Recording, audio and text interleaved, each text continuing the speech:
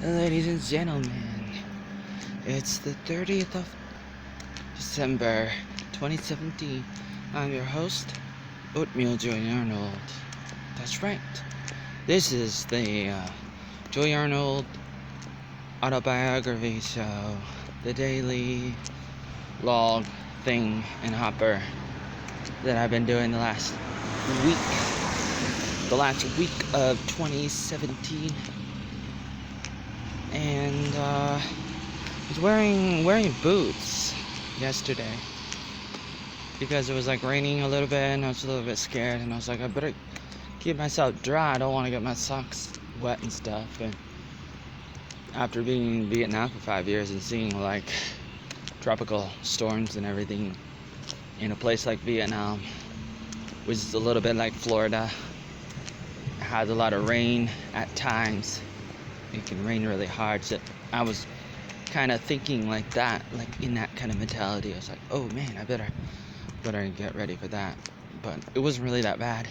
The boots are a little bit of a hindrance, a little bit more so than you can imagine. Today I'm wearing sneakers.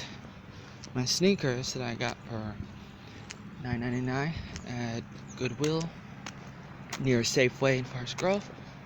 And there's still a little bit of a sore on my ankle, my right ankle, and it may be from the boots, or it could be a problem with the shoes I'm wearing right now, or it could be something unrelated. My reaction naturally is to blame the shoes I'm wearing. There are brown shoes with the N on it for Nike, and I have other shoes I got for my daddy for Christmas 2017, Christmas Day. It's work boots, and they're brown too. So then I also have slippers or flippers or sandals that I got in Vietnam, like possibly in 2016, and I've been wearing that for many months, my last few months or a year in Vietnam. Vietnam was good, difficult at times, but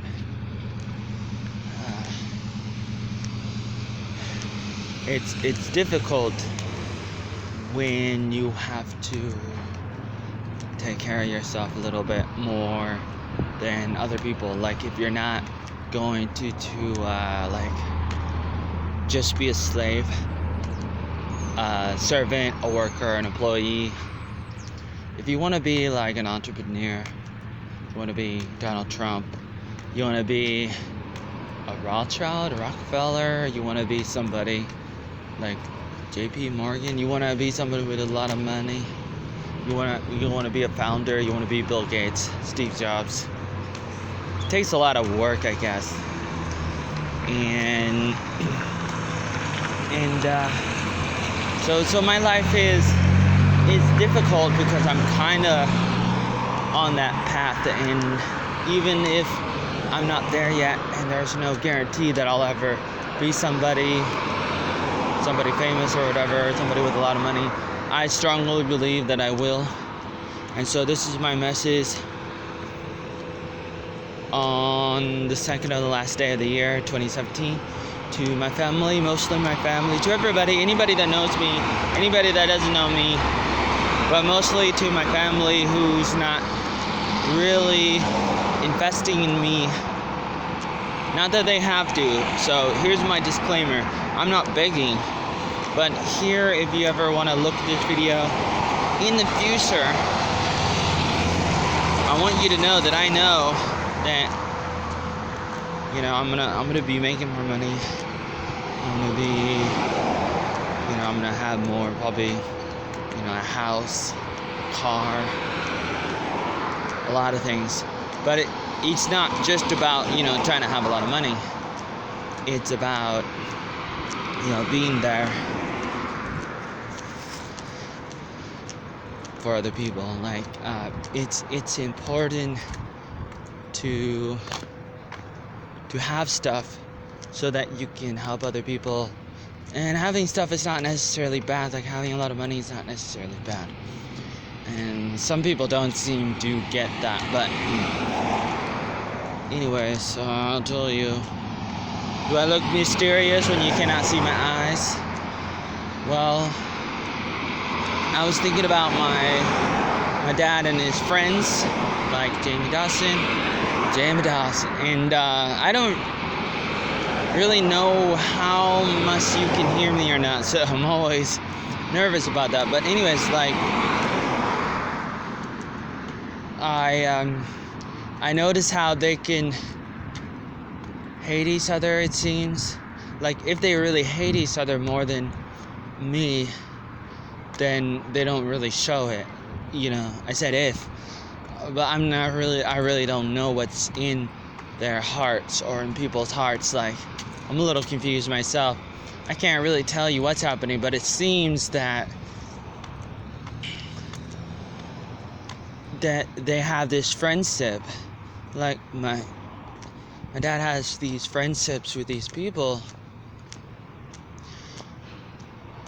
but not with me. So why am I saying that? So, saying that because it seems that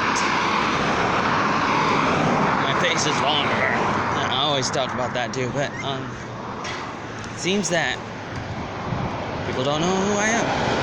So is it my problem, and do I need to do something? Do I need to do something? Do I need to do something? Do I need to do something to let people know who I am? That's one question. Or is it something else? Like, I'm not really making sense, am I? I mean, not even for myself, let alone anybody else who can try to listen to this podcast video thing. Podcast video. Now, I'm trying to force myself to make daily videos and blogs and photos, upload them every day. So I'm trying to tell you how I feel, but that does not mean that it's reality. And I'm not saying one thing or another exactly. And I'm not saying that I'm right about anything that I'm saying. It's about perception. You know, Scott Adams talks about that. I say a lot of stuff, I name drop sometimes. People don't really give me credit for name dropping, but maybe because I can give them a bad name if I'm considered a person who's not at that level, you could say.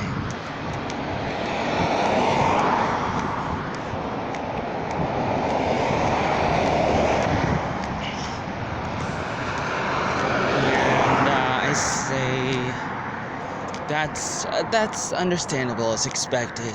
It's acceptable to an extent for a while, for the meanwhile, for the moment.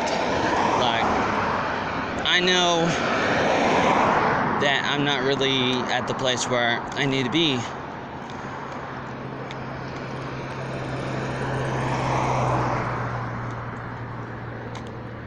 But I do know a little bit about what it takes to go to the next level. I guess it's difficult to get to the next level if you don't know what level you're at. Now, what level am I at? I don't exactly know, but I tell you, last night, so my dad was having a conversation with Robin and the other people in my house, and somebody asked my dad if he had a flu shot, and he said maybe I had one. You know, maybe he doesn't know, or if he was, I don't know if he said that just for fun, or if he doesn't really know, doesn't really remember. And then they asked me if I had a flu shot, and I said I never got a flu shot and I never get the flu. And people get the flu shot, and then they get the flu. Some people die. Now, I didn't say the die part last night to them, but I did say the other stuff. I didn't get it, and I don't get it. Other people get it, and they get it. And that's true. It's very true. It's very unfortunate, and I don't think they took any of what I said to heart at all. And that's unfortunate. So in life, that's gonna happen. So this is an example of how, you could say something that is very good, very wise, and it can go in one ear and out the other, and especially with children, and anybody can be a child even when you're old, even if you're 50 years old, 60 years old, doesn't matter how old you are, you still have the potential of being a kid, not listening, not caring, not taking advice from other people. I'm not talking correctly. I'm talking a little retarded in this video. I do that a little bit. It might be that I'm tired. It might be that I'm a little bit cold. It might be some kind of reaction to the oatmeal I ate this morning. It was a little dry. I made a bowl of oatmeal from the oatmeal I bought Thursday night. I was singing a little bit while I was walking home from the Cornelius Library last night, and I started thinking I need to sing a little bit a high note, as opposed to a lower note, like, and go, hello, how you doing? Hey there, instead of like, what are you doing? What are you doing today? It's possible that I can sing pretty well in a low note too, but it seems that I'm more natural on the higher note, especially because I'm a smaller person, something like that, probably.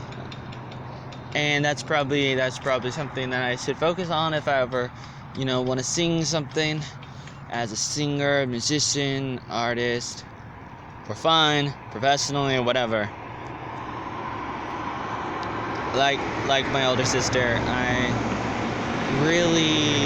really like to do a little bit of that. I like music.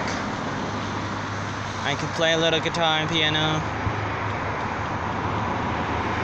And I can do a lot of things. And in my life, if you don't already know, I've had a lot of different jobs. I'm 32 years old, for the record, if you don't already know.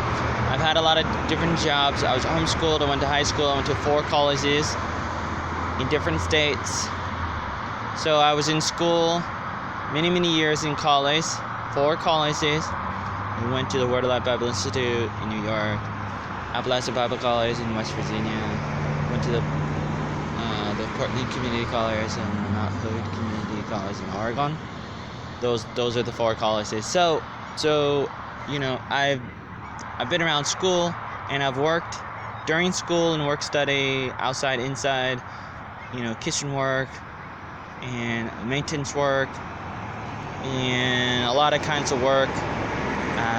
During college, lots of different kinds of jobs and skills that I did and learned many years.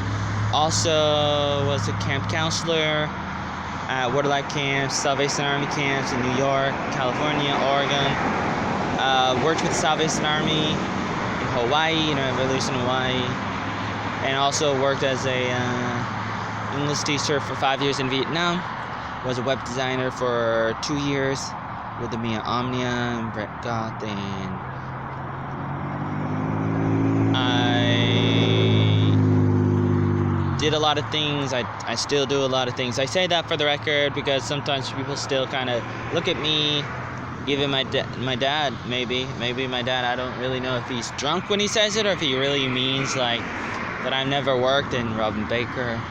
Some people kind of say stuff. I don't really know if it's honest, if it's real, if it's just there to to get at you.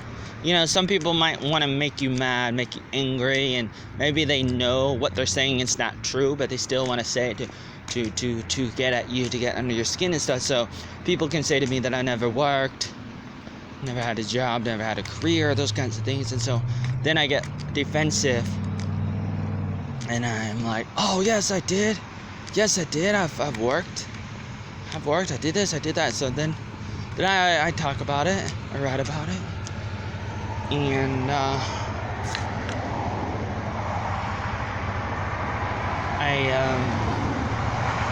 I just want people to know that I can do stuff.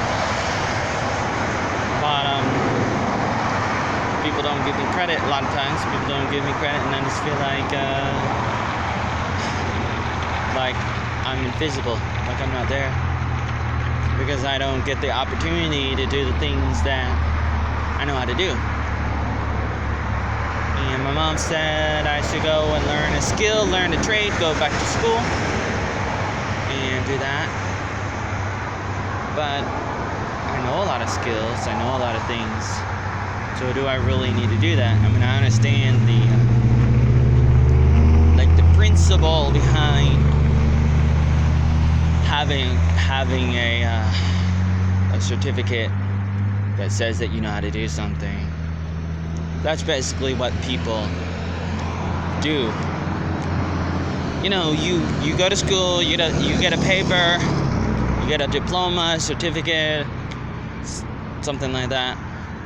Then you show it to people, potential employers and other people, and they look at it and they say, oh wow, you know how to do something. And that's the traditional way of doing it. And I like traditions as long as it works. The question will be whether or not that works as much as it did in the past. And I would say it works, especially if you can't see my eyes. I'm like some kind of superhero without no eyes. And I'm not going to tell you that I shouldn't have certificates and degrees, all that kind of stuff. But the mentality of going that direction is problematic, very problematic, very counterproductive. It's dangerous, especially if you get into a lot of debt. And people need to be careful about turning other things into gods, into idols, into these things that are a little bit too powerful. We trust in the almighty dollar, in the almighty school, and maybe the almighty doctor. Probably those are the three biggest things that we put our trust and faith in a little bit too much, as opposed to ourselves. And also the creator of the universe, the savior of the universe, the principles, the higher power, the power that be. I mean, the very principles that civilization is founded upon is forgotten about a little bit too much, a little bit too often. And that's why Europe is dying right now. Europe is falling. Rome is falling. It's down, it's going down, down, down. Red Dog would agree. Mickey Morehead, Red Dog from Gangster Run, my movie with Rick Arnold in 2001, July 6th on a Friday. That's when we made the movie. It was only a 10-minute movie with my mom in it too, about a gangster who then got saved and became a better person. But before that, Red Dog was a terrible criminal and stuff. But, you know, there was Rick, the cop, Big Joe or something, and Rick, or whatever his character was in the movie, but he came and he was fighting Big Red Dog, and then somehow helped him, talking to his twin brother. Big Red Dog would be like, yeah, it's going down. It's going down, man. It's going down. He had a red 49er hat, so you must have been in California one time. Don't know a lot about Red Dog, but know that life is a box of chocolate. The pastor, the First Christian Church in Forest Grove, he talked about that at the Wednesday Bible study, and he talked about how people have different points of view about life, about what life is. Do you have free will or not? Is everything planned ahead or not? Is everything an accident or is it on purpose? I would say it's a little bit of both, because there's a couple different dimensions that are there at the same time in life, because we're living in a world that is very, very deep, very, very complex, because we have everything that we can see in the natural world, and there's a supernatural world that we can all deny, but we can't deny totally, because we can see the effects, kind of like looking at the effects of a black hole, a wormhole, something in space. Go ask the astronauts and the scientists and the people who study the stars and people who talk about Star Trek and Star Wars and science fiction. Talk to them. You know, if you don't already know about black holes and all these, you know, different things about what's in space, and maybe talk to the scientists about things that are really small. There's the macro universe and the micro universe, and you can look into atoms, into electrons, and if you know you're looking at through a microscope, you look through a microscope and you can see really small stuff, and you keep going smaller, and then eventually you get to possibly light and God and things that you cannot really see, but you see the effects that it has on everything. Same thing goes with the things that we cannot explain, the supernatural world. That's what it talks about in Hebrews 11.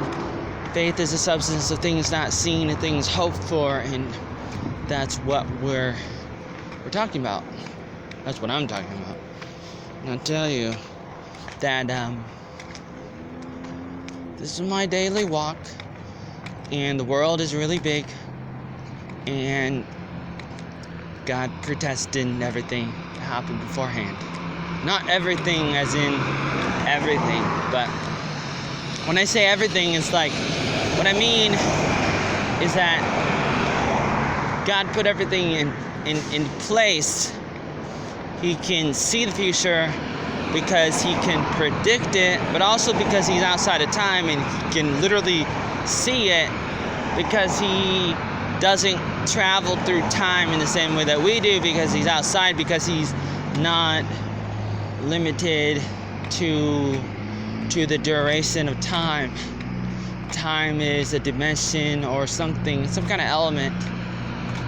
You have the elements, you know, the dimensions 1, 2, and 3 we all know about.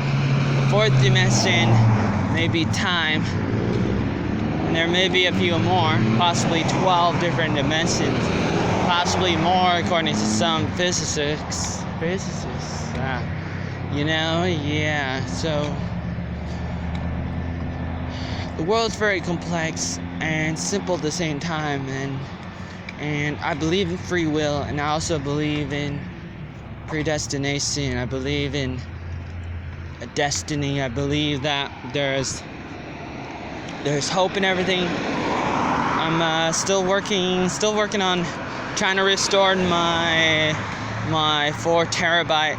Terabyte? Did I say terabyte? Yeah, terabyte. That's 4,000 gigabytes hard drive. Because I accidentally deleted it. How did I delete it? I deleted it probably a week ago by mistake, and I thought I was pressing on to the other one because I was trying to make like a boot disk or something. I was trying to probably put a new operating system onto a hard drive, maybe a startup CD, one, or maybe not. There's like two different kinds, mostly two kinds.